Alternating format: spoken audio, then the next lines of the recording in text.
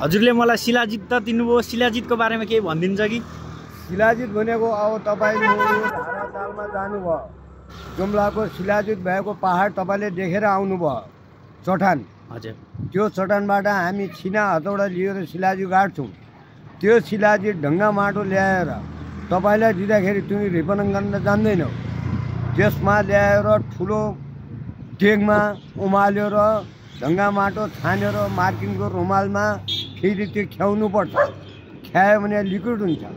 अनि हाने भाँचिने, तानिने, जोडिने।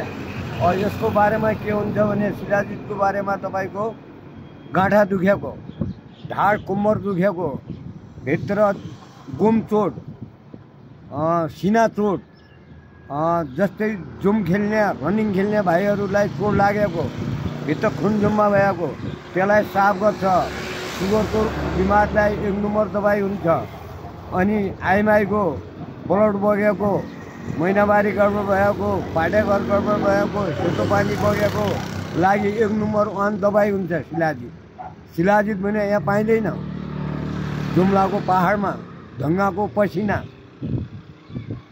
शिलाजित भनेको त्यो। धेरै धेरै धन्यवाद हजुरलाई। सुगर भएको मान्छेले पानीसँग खानु, सुगर नभएको मान्छेले दुधसँग खानु। युनिट तागत पनि बढाउँछ त्यो। ल, हस्, धन्यवाद।